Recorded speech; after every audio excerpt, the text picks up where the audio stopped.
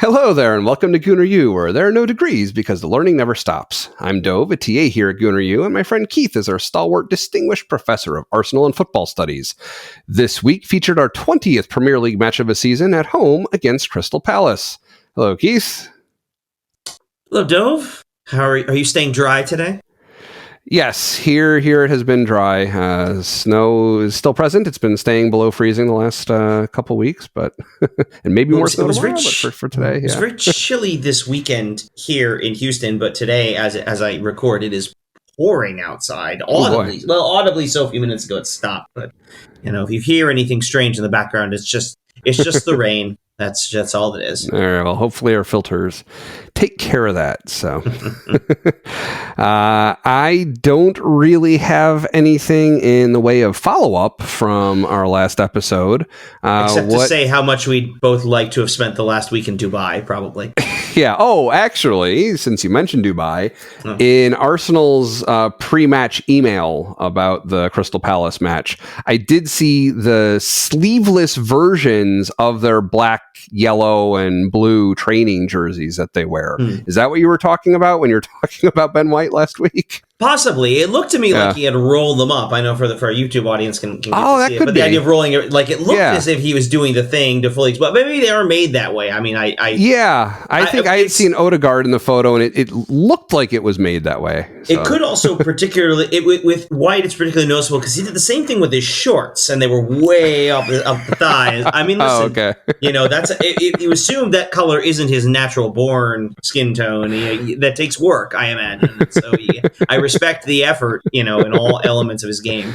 Yeah, look better in a Speedo.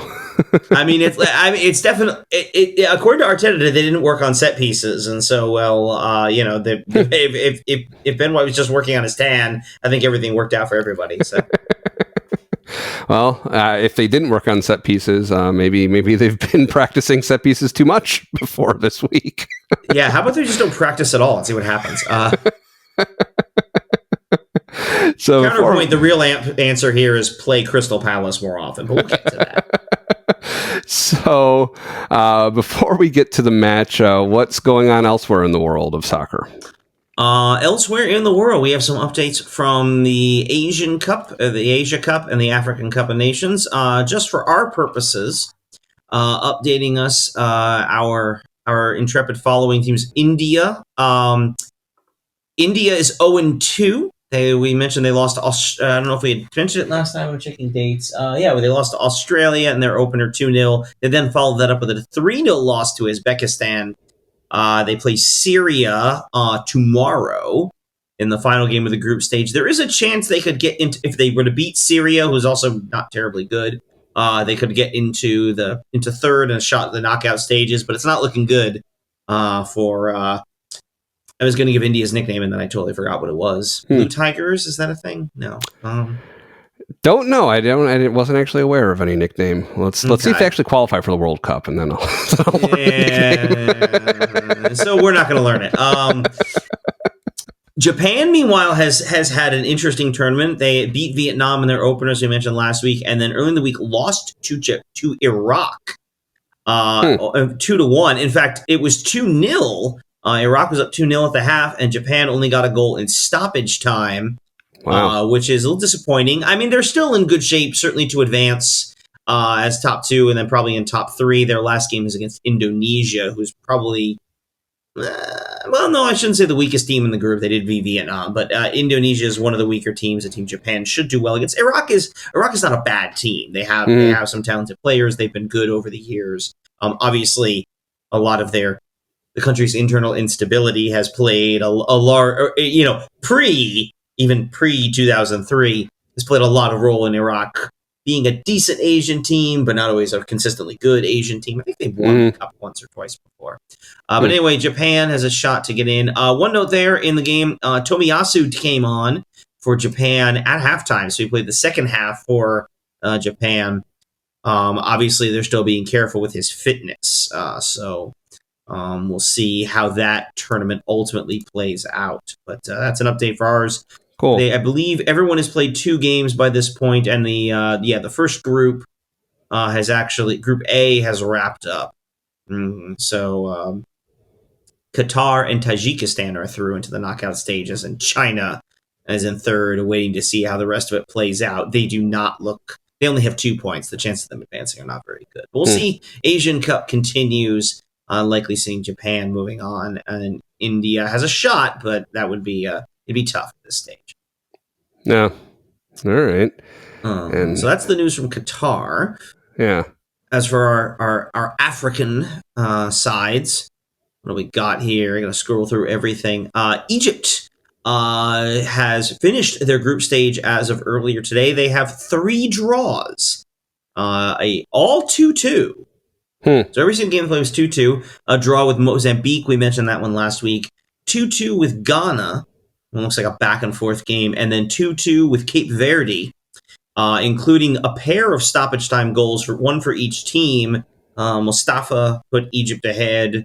That's Mustafa Mohammed put them ahead in the 93rd minute. And then Brian Teixeira for Cape Verde scored in the 99th minute to make that one 2-2. Cape Verde wins the group.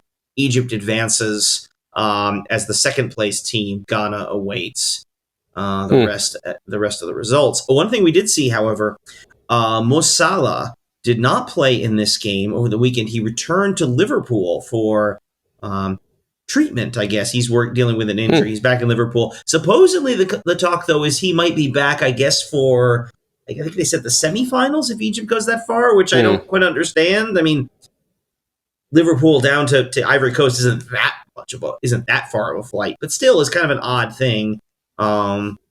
We'll see how that goes for both Egypt and for Salah and for Liverpool, I guess. Well, regardless, it sounds like he wouldn't be playing against us in a couple weeks then. Well, ideally, that would be the case. Right. I mean, the conspiracy-minded of you would say, "Oh, isn't that interesting? He'll miss the part of the tournament where Liverpool will play Arsenal." And certainly, they can certainly beat us without him, as we saw. Right. But ideally, yes, we would play Liverpool without Salah in the lineup. Right.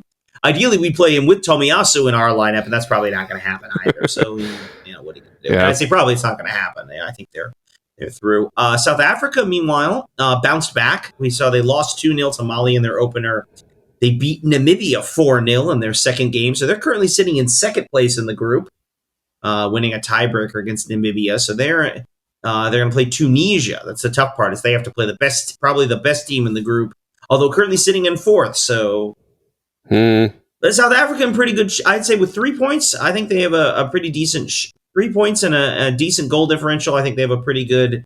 They certainly have a chance of advancing into the knockout stages. So, I guess we could see both of our sides in the next round, as far into the round of 16 for AFCON. So, yeah. And then also, I should throw in, I forgot to throw this in our notes. The U.S. played our Camp Cupcake friendly on Saturday out in San Antonio. They lost 1-0.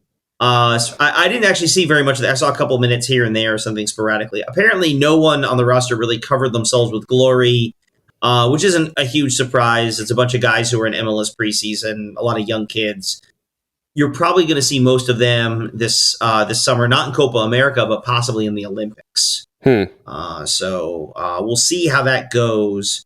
A little disappointing. It's not good to lose, but apparently, by accounts, they were pretty good in the last 10 minutes, pushing for a goal to tie. So they made some of the late subs. Some of those guys were a little better, a little more into the game, and did better there. So hard to read too much into this. The next game that really matters to the U.S. is the CONCACAF Nations League in March, which is up in Arlington, Texas, Jerry World. So we'll see how that goes. All right. So this is a Summer Olympics year. Yes. Okay. And most importantly, we qualified, which we had not done the last 2 times. This is good for us. It's good to be playing there. And the Olympics, I think we talked about the Olympics as a U23 tournament for the men. Right.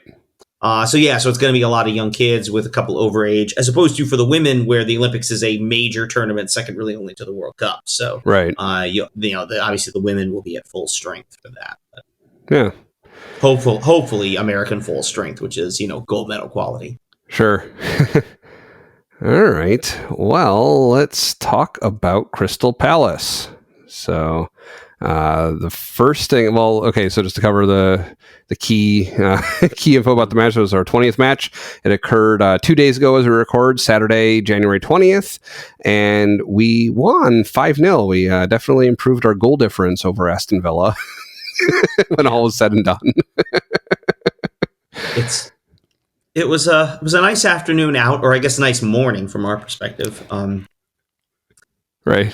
So interesting thing. So the Houston Gooners, little inside baseball here. The Houston Gooners actually switched our location. We were in a new pub this weekend. Huh.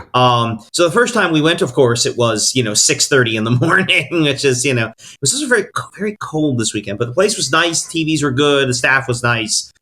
The house was warm and the beer was cold, and that's what you want, no matter the time of day. And we christened it with a really nice. A really just a good overall performance and a really resounding win. Yeah. Well, and most importantly, they had the doors unlocked for you when you arrived at 6:30 in the morning. Okay, good. They were ready for us. I'd be very nervous switching locations on this match. That's so early. I would be less so because it's the first one, and so I talked a little to the guy who runs the place, was manning the bar. We were talking to him a little bit afterwards, and he was psyched for it, and so for the first game I wasn't surprised. Maybe second or third, or you're a couple months in. We had a few once or twice at the old place where the person who was supposed to come forgot or slept through their alarm or didn't, and we had a few someone shows up 10 minutes late, and they worked around it, and I'm not here to cast aspersions or anything, but, the first one's generally fine because everyone's up and ready to go. It's when you get comfortable that's when things start to screw up. So okay, well, maybe after the show I'll ask you more about the 6:30 pub experience. Yep. So, super fans, stick around for that. So anyways, this was not as fun a match to watch as the score would indicate it should have been to me. It never felt like we were performing like a top of the table team. It felt like we were performing about where we are, toward the top, qualifying for Champions League, but not the top spot to me. We were fortunate in that Crystal Palace was doing way, way worse than us, so it allowed us to get several over on them. But I mean, yes and no. I think this is a game, and you and I talked a little bit about this in pregame. After the third goal, it was over.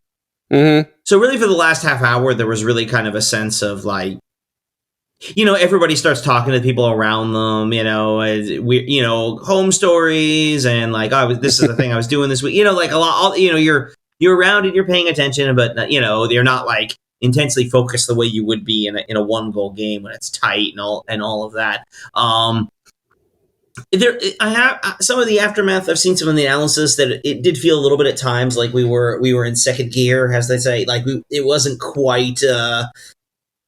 You didn't get the full Arsenal going, all out. But then again, I mean, we got a couple of goals and I mean, basically controlled the flow of the game. Well, so that's where I noticed the most that we weren't at our normal level, was especially in the first half.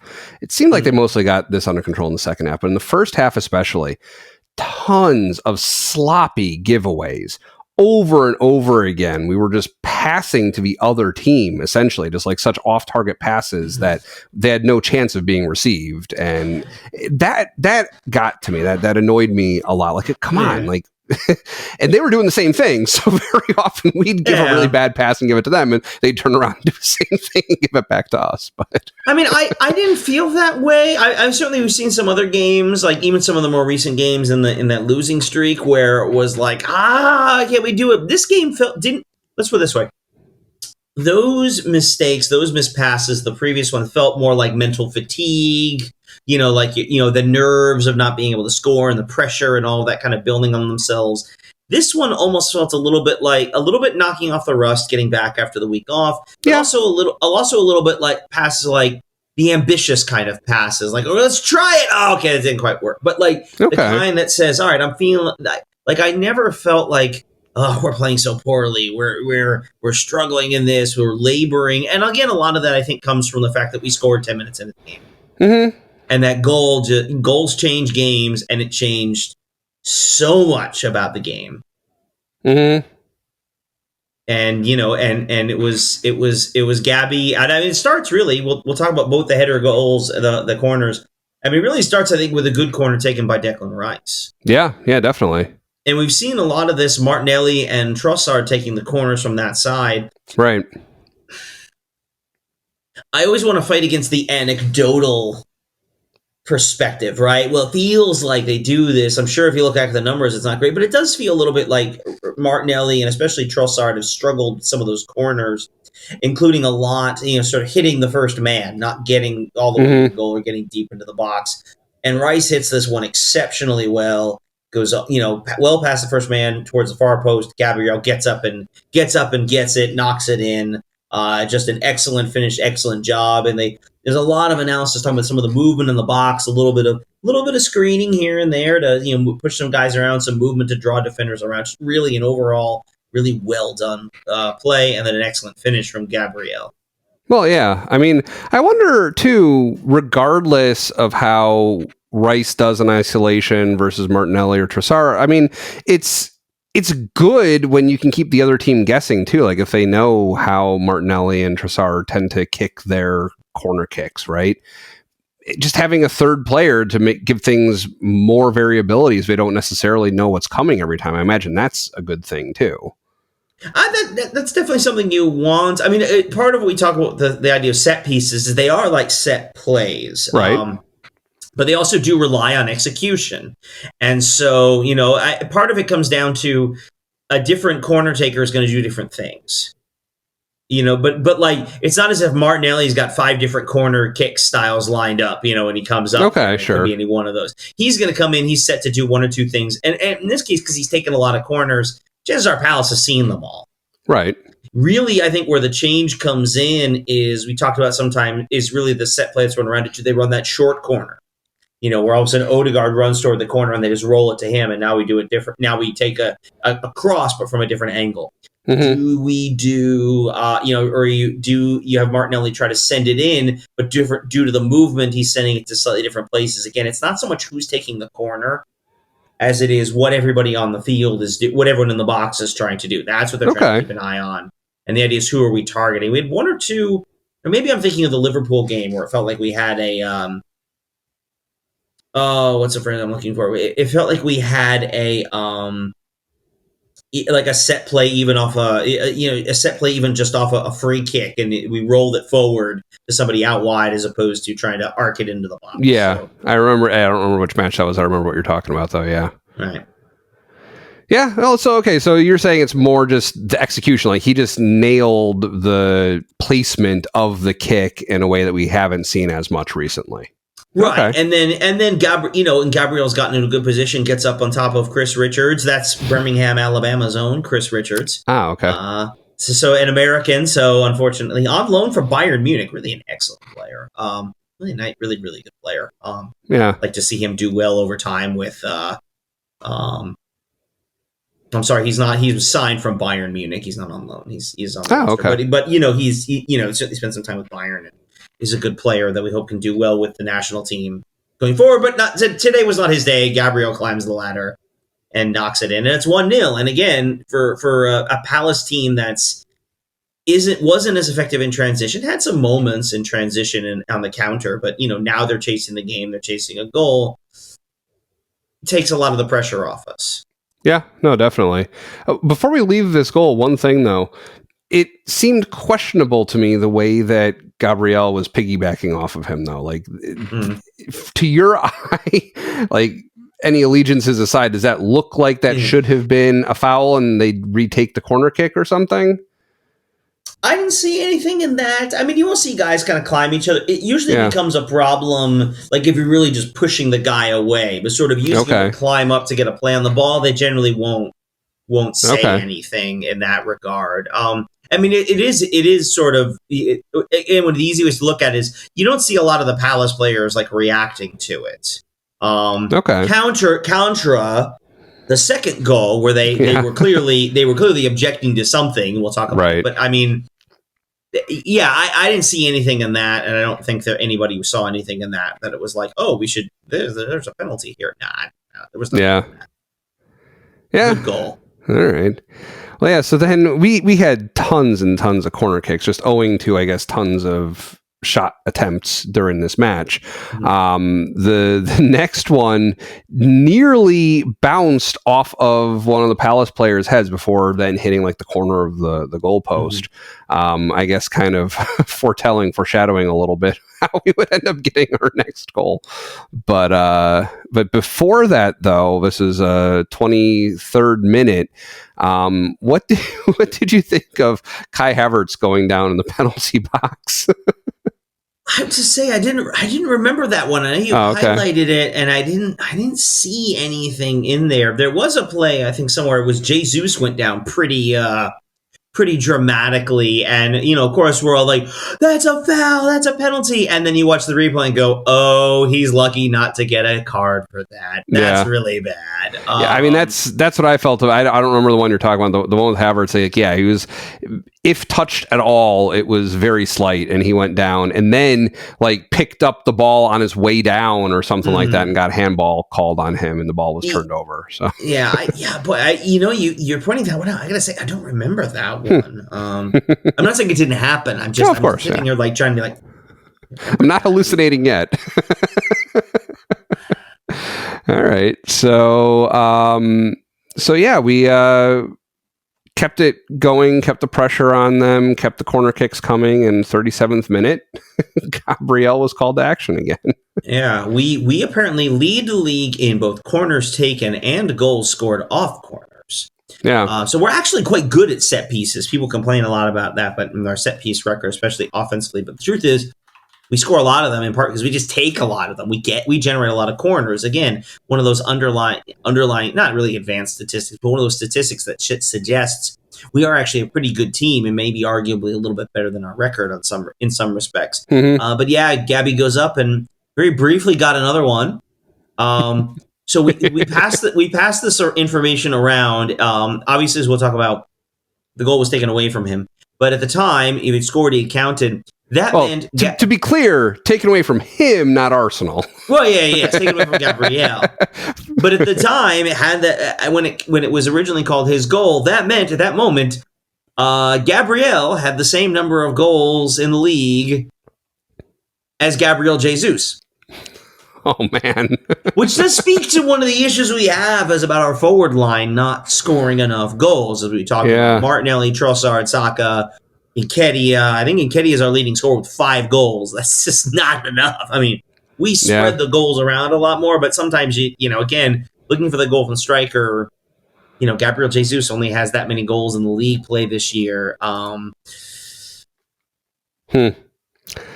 But not to be. It's not to be. Not to be. So that was interesting. So, with the chaos in the box, I don't know if anyone really saw what actually happened live as it transpired, but once you start seeing the replays, it became clear that, it went from Gabby's head to their keeper's head, the back of his head specifically, and into the goal.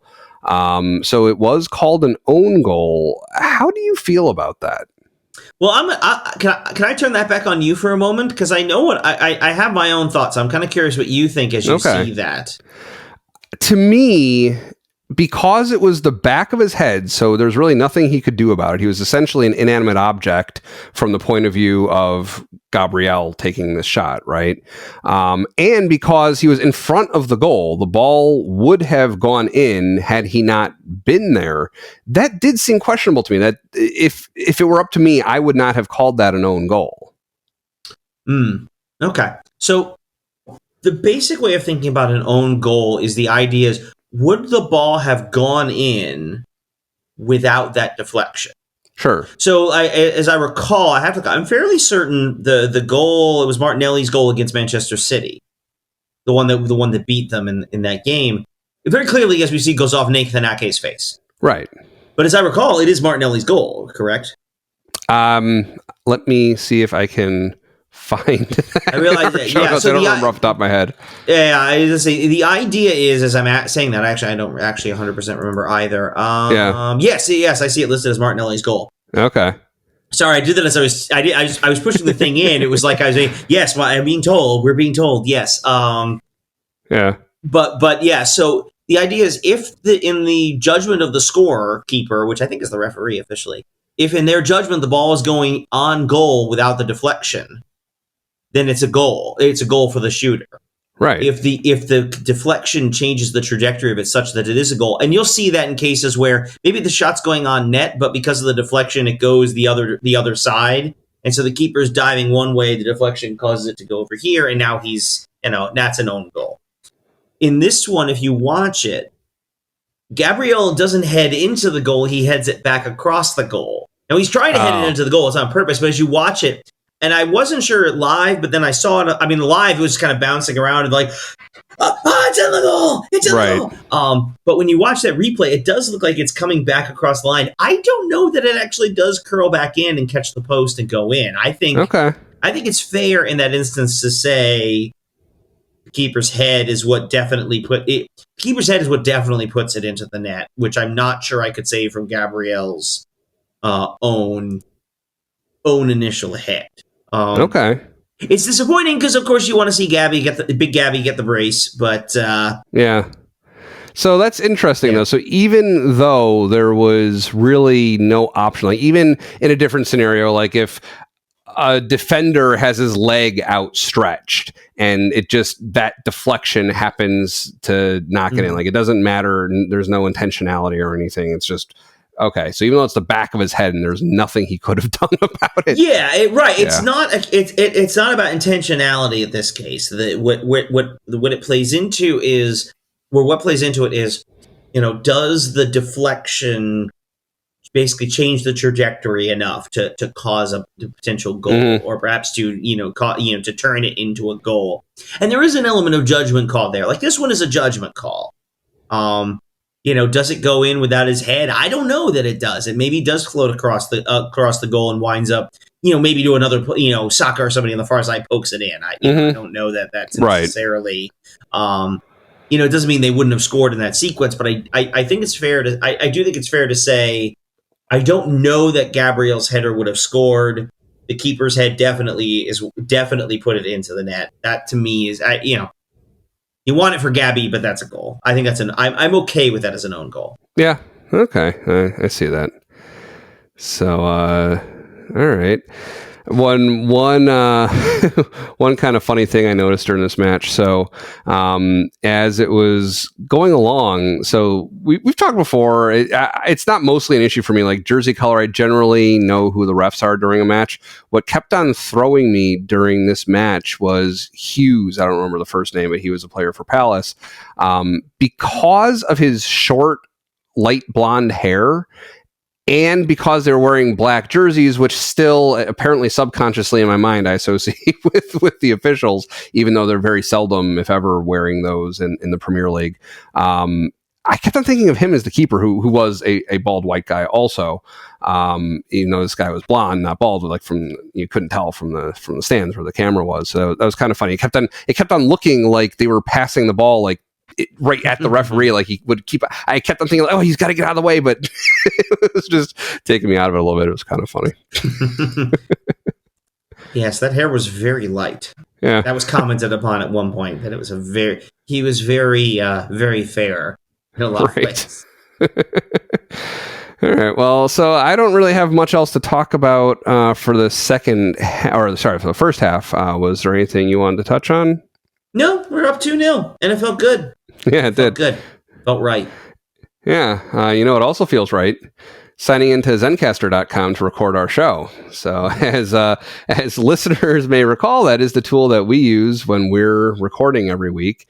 And we just open up Chrome. I log in, Keith does. I click record, and that's it. So that's the first benefit of Zencastr, really, is it's so easy. It's super easy to record a podcast. You just log in using your browser and you start recording a high quality podcast right away. You can record studio quality sound and up to 4K video with your guests. Feel a sense of zen, knowing Zencastr's multi-layered backups ensure you always have your recordings in the highest quality, even if the connection is unstable. It's also an all-in-one solution, so if you've thought about podcasting before, but you gave up, thinking you needed a lot of different tools and services, well, those days are over. With Zencastr's all-in-one podcasting platform, you can create your podcast all in one place and then distribute to Spotify, Apple, and other major destinations.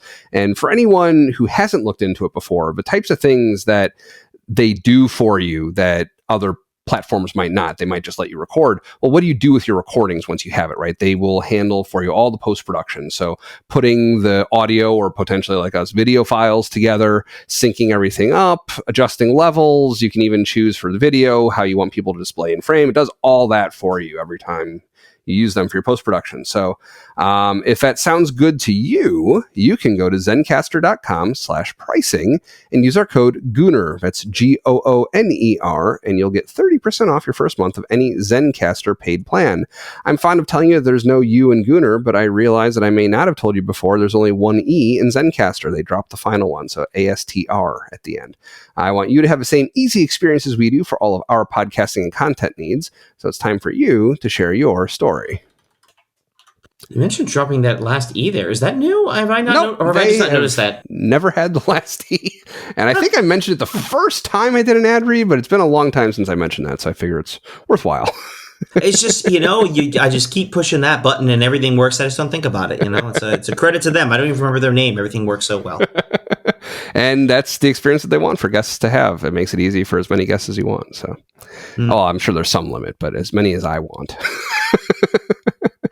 Don't let that go to your head. Yeah, right. So, we went into the second half strong on a 2-0 lead, and things picked up from there. Like, I felt like for me, it was a much stronger, not just by the goal scored, but our performance. It's like, I don't know if they were even more demoralized or if we were starting to kind of hit our stride. We had cleared the rust off, let's say, in the first half or something. I felt like it was a much stronger performance the second half. Do you want to talk about our first goal of the second half? Yeah. It was another goal off a corner. Only this was a Palace one. It comes in and, Raya does a good job to get it. And then does the thing that we said Raya is really good at, that distribution. We broke so effectively on the counter there, and one of the things we've struggled with, I think, in this more recent stretch is our transitions, right? Is being able to get back into position, or taking advantage of those plays, and sort of we almost move a little too slowly and deliberately, and it allows the other team to get back. We didn't allow that. I mean, they went and they were, Raya was up and ready and going, and you hear fans talk, that this is, it's glad we made the change. I don't know if they made the change. I don't know if maybe that's just the players did it. I don't know if maybe a Palace was, it did look like they kind of fell asleep for that kind of half second that you can't afford to. And then all of a sudden they were just like, the ball came in, Raya has it. All right, he's going to cradle it and throw it. Nope. He was up and we were running and they're sprinting in the other direction. Trossard moves nicely and then a nice finish. And it's 3-0. And at that point, we sort of mentioned this, let's be honest. It's over, man. It was over. Game over, man. Game over. Game over, man. It was not. Yeah, I mean, we were done. They were done. Palace is a team that has a couple of good players, but you saw, I don't know, we didn't talk about this pregame. I don't know if you noticed in the corner. So where the away fans are. Yeah. Right in that lower corner. If you're watching on the TV, it's the right hand corner, your right. And they saw late in the game there were some banners hung up. And I don't know what they were clearly protests against the ownership and the direction, or perhaps lack of direction in the club at that point. So Palace is going through some things right now. Yeah. Do you remember ever seeing something like that before, like protest signs against the team whose section you're in the stands? Like, have you ever seen that before? Oh yeah, well, there was a stretch for a while, starting in late stage Wenger, and you see it occasionally up through even the Super League. I mean, people flying airplanes with banners over the stadium. Okay. That sort of stuff is common. Remember, in the U.S., obviously, our sports teams are franchise models. So, they're owned by the owners, and the fans are, we understand that we are not actually a part of the team. We just support this team. These teams are in Europe, in England, these teams are clubs that, the fans in some ways members of the club. And so there is a sense of ownership that you don't see in the same way. So you will see a lot of protests against ownership, a lot more. And some of that, I think, is just a European thing. They generally protest more than Americans do in some respects, in some ways. Sure. Or they do so in different ways, these more public statements. But you see it in American sports, people showing up games with like paper bags over their heads, or, fire the coach and things like that. So, the kind of banners, I think, is a little bit more of the is a little more European in style. But yeah, they're not happy. And I think when you go down 3-0 like that, I mean, let's be honest, we're just better than they are. And so,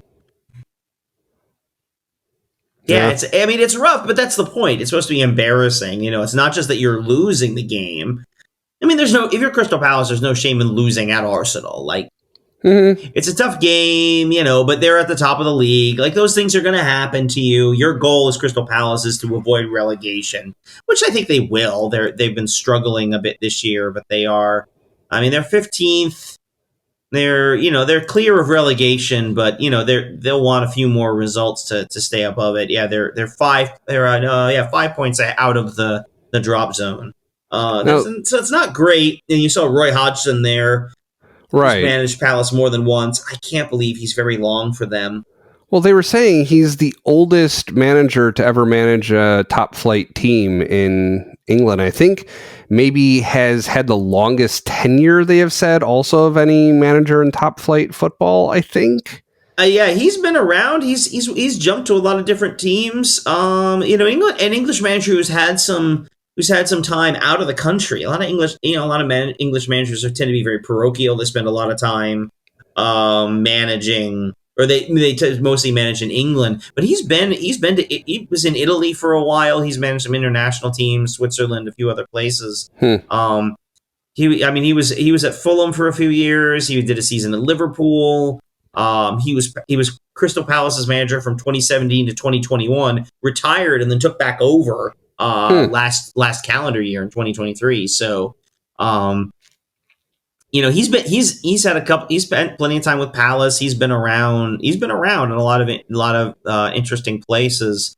Actually, he was a youth player at Crystal Palace. He's a long association with that club. But yeah, he's also 76. Yeah. I mean, I'm not here to cast aspersions on a man's age, but yeah. Yeah, and in the run they have, it's hard to really start to see. I mean, I think they showed pregame. I don't know if you had seen this. Graham Potter, who was a manager at Brighton and was the manager at Chelsea for a stretch last season, was in attendance at the game. Yeah, they were talking about that post game. Yeah, Graham Potter would not be a bad hire for Crystal Palace. That's all I'm going to say about that. Right, would not be a bad. Yeah.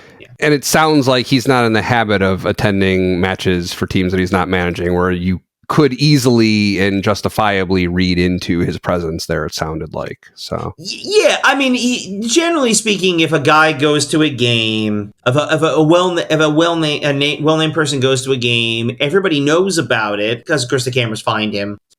And as you said, yeah, he's there for a reason. Like, you'll see a lot, they'll point out Gareth Southgate, the England manager, will go to games. And he's obviously there to watch the English players, whoever's in that game. Yeah, in this case, an available manager watching a team that is struggling. Yeah. I mean, I'm sure Graham Potter loves him some Premier League football, but there's a reason he's there. Yeah. I don't know. There's an episode. There was a scene in the final Ted Lasso season where Ted goes to a game. Have you seen that? Yes. Yes. He goes to the West Ham match you're talking about. Right. Yeah. And of course, everyone points it out, and they notice he's there at the game. Yeah. Right. It's a comic effect. Yes. That's right. And it's interesting how that's exact. I mean. you notice Potter was sitting up in the fancy section, Right. away from the where they put Ted, of course, just buys any old ticket, just sits in the middle of everybody else, and they don't recognize him. So yeah, there's that's sort of played for a bit of laughs, but yeah, and of course they spend. What's he doing there? Is he scouting? Is he what's going on? Right. But of course, since it's Ted Lasso, he says, "No, I'm just here to watch the game." Yeah. Hi. Yeah, so no, that's all interesting. It's funny you mentioned the manager having been part of the youth Crystal Palace program, and they mentioned another player who's on the roster for Crystal Palace now that he joined them when he was 8 years old. And I'm just thinking, geez, that's like almost a little bit over a year older than my son. I'm just like, I can't imagine like coaching those kids. Like I've seen so far like maybe one or two kids who could potentially be looked at for something like that, and it's just crazy to think about that. I mean, we talked a little bit about the academies. That's kind of how it works. Is you show up at that very young age, and mostly at that age they're not really playing; they're basically just doing drills. Mm-hmm. But they've been scouted. I mean, they've been watched in on the playground. Now, again, they're also in a culture where like people just play soccer. It would be different if we ran the same thing, obviously, with your son and soccer. But like you mentioned something like basketball. And when you think about how many people just pick up a basketball, dribble, and shoot, like the basic stuff, you can just do that in your driveway. Right. You have a lot of in some parts of the country, obviously, where that's a very common thing.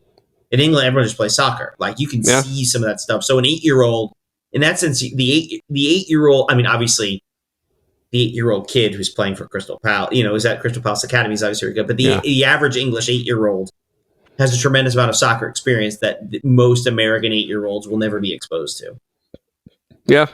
I will say, to my son's school's credit, they do have a couple small soccer goals out there in their playground for the kids to use. I've mentioned before on the show, my son wants to be a keeper, and apparently there's a playground rule like no keepers, which is probably the same type of motivation as in the U8 level, where they just don't want kids intentionally getting in the path of the ball at that age and in the path of other kids' feet at that age. Right, yeah. But yeah, it's playing keeper. Also, just the whole point is to run around. I mean, there's a long history of youth soccer being a very popular youth sport in the U.S. because it's just a lot of running around. Mm-hmm. And so they'll talk about, kids who's like age out of soccer. Like I played that when I was a kid, and then I specialized in a real sport when I got older. Yeah. No, I'm not bitter about this at all. Why do you ask? I kid. I'm not bitter. It's just a little flashback to the old days of American sports. All right. Well, so we had a bunch of attempts in the middle of the second half. Nothing that materialized. We had somewhat troublingly, Rice came off with a knock. Apparently, have you heard any follow up on that? Yeah, I saw that. The comment someone made was apparently he said something like about a tight hamstring maybe as he walked off. Gabriel, when he was subbed off, also was a little slow coming off, although he sat down on the bench, which is, if he's actually injured, players will go into the locker room. Right. In fact, he sat there on the bench or in his seat there. Some discomfort, some tightness, and that's why they came off, generally precautionary. So, some of that might just be, we've talked about these guys have played a lot of minutes. Maybe they're battling something a little bit. It could be the weather. It did look like it was quite cold that day where they were in London. I shouldn't say that. I knew where they were. It was London. It was a little chilly. Also, they were training all week, sure, but there was the rapid change from being in very warm weather and just also this difference between training and games. So there's a lot of little things that could have been involved or could have been why that may have happened. Obviously, they're both very important. They're both of them are very important to us.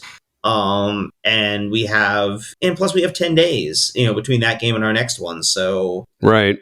Yeah, whatever. Nobody seems bothered. Everyone seems fine. Nobody was doing anything that would make you feel nervous, right? In that regard. We also got an Emil Smith-Rowe a cameo appearance, and I should say more than a cameo appearance. He played 20 minutes. That was good. Right. Yeah, it was good. I mean, I didn't feel he made a major contribution this time around, but yeah.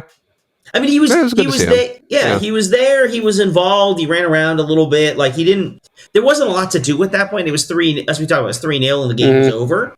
But it was nice to see him get more than coming on at stoppage time and for the last couple of minutes. To see him get involved with the play a little bit. So, we also saw Gabriel Martinelli come on. I guess this is sort of what will wrap up the game. A couple of slam dunks to emphasize the point and run up the goal differential. From the other Gabby, our third Gabby, Gabriel Martinelli. Yeah. So it was the things, as they tend to do uncomfortably often, really heated up in stoppage time for us. Wish we could try and shift that into regulation time a little bit. I mean, I think some of that is Palace kind of switching off at the end. I think also some of it is Martinelli taking his chances. He came on, and the real great asset he has is his speed, right? And I don't want to turn him into a super sub, but one of the ways he can benefit you off the bench is now he's running at a tired defender. He hasn't been playing 70 minutes. Now he hasn't played. He's fresh going against the guy who has 70 minutes already under his belt. Yeah, definitely. And they generated a quick turn. The first one, quick turnover, gets to Nketiah, gets to Martinelli, and it wasn't a great finish. He definitely looked like he slipped a little bit as he was taking the shot. But did it? Yeah, but it went in. I think what I noticed with that one, if I'm remembering the correct one, they happen so close together, it kind of gets blurry a little bit. Yeah. But I think that one, he had a brief one-on-one with the keeper, and he waited and made the keeper commit, and then kind of got around him and got it in. I didn't remember the finish being a little sloppy, but it felt to me like he didn't hit it quite as well as he wanted as I watched it. I mean, but that was my impression. I mean, in the end, it's a great finish. How do I know that? Because he scored. That's how I define that. It was a good finish because he scored a goal. And then he does it again. And that one I looked at and said, yeah, that's exactly what he wanted. I mean, it really did look almost like the exact same finish, just curled it around the keeper. Just completely, catches him flat-footed, and nice exclamation mark on what was a pleasant, morning from our perspective. Right. Well, for mine you, anyway. I don't know. There are very few things that can make me get up in time to watch that match on a weekend. I watched the replay later, unspoiled. So I still had fairly similar experience. Of course, I was able to pause it once or twice, but other than that, it was pretty much the same. But it finished strong, and given that I haven't really touched my fantasy Premier League team in a while, and Martinelli is still in my lineup, it was a good day for my fantasy team. There you go. There you go. So, anything else you want to talk about before we decide on Player of the Week? I don't think so. I thought this was it's good to win. It's good to win. Yeah. Felt good. Good to get back to the whole winning thing again. I like it. We should do it more. We should do more often. So, who's your pick? You know what? I'm going to give him credit for the second goal. Give me Gabby, big Gabby.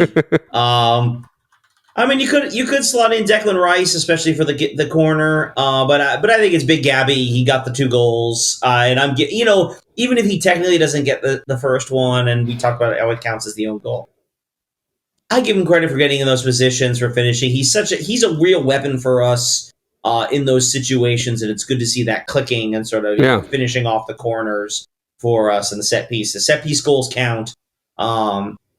It's good to get a few of those as well, and so I'm gonna. Again, wasn't called on to do anything dramatic defensively, so I'm gonna say Gabriel. Well, and it's a good use of a defender also, if you can have one who is good at heading it in from inside the box, because that's a perfect time for a defender to be able to score, because he's not defending anything at that point, really. I mean, maybe you might have one defender toward the back just in case there's a breakaway or something, but that is generally everyone's in the box. Yeah. Well, yeah, as you saw, so typically what you see there, just in terms of stretching, and watch this the next time Arsenal fails on this, the center backs, Saliba and Gabriel in the box because of their height. Center backs tend to be taller players. the guy who's back is actually probably going to be Declan Rice, or maybe Jorginho, or more the defensive midfielder who's there to shield, against break up the potential counterattack. So yeah, you want your big body guys, your center backs in the box on those corners. Sure. Yeah. So yeah, for me, I was thinking about it, and Gabriel is definitely the obvious choice, and I had been thinking for a lot of the match that it would probably be him, and then my thoughts turned towards Raya, and the hurling pass that he made for that third goal, beautiful, great, like that was awesome. That was the first thought, but then also just throughout the match, he had good saves, like where he was flying through the air and catching and doing spectacular things that looked nice and that, did help keep the clean sheet. Like this, it wasn't like we were completely unopposed. It wasn't like there have been matches where the entire first half, they don't get a shot on target or anything like that. This wasn't that. They did have shots. Nothing super threatening, but whenever there was some threat, Raya was up to the challenge, and there were a few key saves that he did make that I thought were worth noting. Yeah, I think you're right. He does get a hand on a few things. I thought he had a solid performance, and we've been critical of him, and a lot of people have been critical of him. And he's replacing Ramsdale, and we've been over all of that.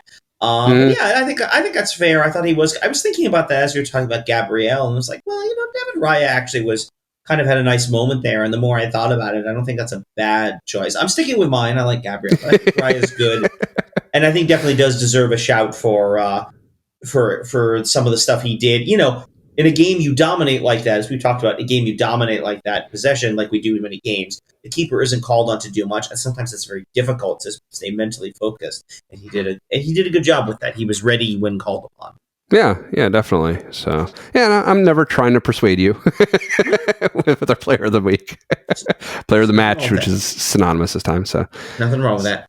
Yeah. So one quick question. I noted during this match that at one point the commentator pointed out something that had been happening off screen, I think. And that led me to the question, like, I know for American sports, you're watching a basketball match or something, they'll show the row of commentators who are sitting there courtside watching the match or something, right? Or you'll have the baseball commentators where they have a box that's able to overlook the whole field or whatever. So I'm guessing, or I guess assuming that English broadcasters are definitely in every stadium for every Premier League match.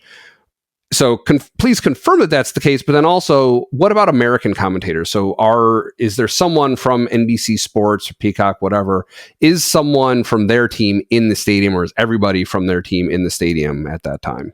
Yeah, and certainly the broadcasters themselves, especially this game was on NBC, I believe. Or USA, I think, but either way, it was a relatively big game, so definitely they have their broadcast teams that rotate around and do the games. But yes, the majority of, at least the majority, I can't guarantee all of them, but the majority of them are there in England. I think all of them are. It's usually rare at this point that you would have people calling the game from remotely, because there is so much that you talk about things happening off camera. There is so much that you pick up when you're in the stadium that you just miss if all you're doing is sitting there in a studio watching a TV screen, like the people at home. But yes, most of them are there. And, they have fairly large press boxes because they do get a lot of international coverage. And so there tends to be a lot of international media as well. So there are several broadcast teams from around the world, different networks around the world in different languages. And at the same time, I imagine they do still have a monitor showing their own coverage too, because at one point, one thing that was kind of funny was after the header, and they were, I guess, deciding I think it was an offside check, but with the header that went off the back of the keeper's head and went in, the play was over. They had called it a goal and play had resumed, and then the broadcast started showing the VAR screen after they'd already resumed playing, which was a goof. I guess somebody hit the wrong button or something weird happened, but they commented on that, so they saw that too, even though they were presumably in the stadium. So like if you ever look at like a commentator's booth, they've got like a row of screens and stuff with them which are showing the various things they have. That's the so like they'll talk about, well, if you see on the replay here, like they have some of that stuff. I will actually add, though, yes, I do think it's their own production. And there has been some commentary from like fans and stuff that, NBC is, if they're going to NBC largely has done a very good job with the Premier League, but one of the criticisms of them is kind of the showing of replays and when they choose to do them and things like that. But I will also say it was an interesting bit. So the VAR check, that was for a potential foul. Because if you look in the build-up, Ben White is right around the keeper. Right. Yeah. Now, I don't think he does anything. I think he has the right to his position the way he's doing it. Now, Ben White's a cheeky fellow, who's has been willing to, be a little sneaky and underhanded in the rules. Remember some of those moments, yeah. Yeah, but I do. We've also seen instances, or at least I certainly have. I don't remember if they've necessarily been any when we've talked since we've talked, but I have seen instances where the same kind of thing. Their guy is positioned right and sort of runs into our keeper or effectively interferes with him, and the referees look at it and go, "Nah, it's fine." Mm-hmm. So for them, we saw the complaints from Palace after the second goal. That's what they're complaining about, and my response to that is, yeah. I mean, but looking at the replay, honestly, like he was basically standing there, like he wasn't interfering with the keeper. He just chose a position that the keeper wishes he could have had. So exactly. So Ian, that's what that one was all about. Yep. All right. So what's up for next week? Next week is nothing. There is nothing up for us. So we're going to take next week off because the game schedule gets a little funky. So as many of you know, we typically record on Mondays. We didn't really want to record on a Monday next week because there's no game between now and then. Our next game is next Tuesday, the 30th. We are away to Nottingham Forest, which is not an easy game. Yes, Forest is not good. But we've had difficulty at the City Ground, so that would be a good one for us to really sort of right the ship before playing Liverpool the following that weekend. Anyway, we were both unavailable. We were unavailable to do recording on Tuesday night, and so we decided, a collective decision of the podcast crew here, the show crew here, that we were going to skip next week and come back strong in 2 weeks, where we can talk about not only the Forest game, but also the Liverpool game, which will be next Sunday. We get Liverpool at the Emirates for the Premier League game. Let's see if we can improve on the last time we played Liverpool at the Emirates, or the last time we played Liverpool in the league, the draw at Anfield and then the loss in the Cup. So, right. So yes, we'll be taking next week off, but don't worry, it is a deliberate choice on our part to give you the best possible programming, because otherwise you have to sit and listen to us ramble for, I don't know, a half hour about transfer rumors. And that's not what you come here for. Yeah, it is a rare break for us. So yeah, we will be back the following week. Yeah, it would have been kind of like the worst possible time recording the day before a match when there was no intervening match. So yeah. All right. Well, thanks for joining us at Gooner U. If you're watching on YouTube, you can also listen to our show on Apple, Spotify, and some other places. If you're listening to this, try watching us on YouTube next time.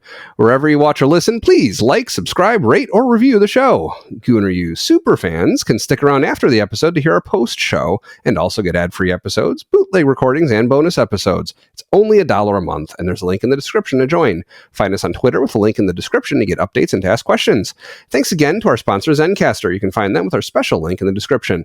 Again, my name is Dove, and you can find me on Twitter at Dove Frankel. With me, as always, is Keith, and you can find him early in the morning watching Arsenal matches. Drink up. Go on, you Gunners.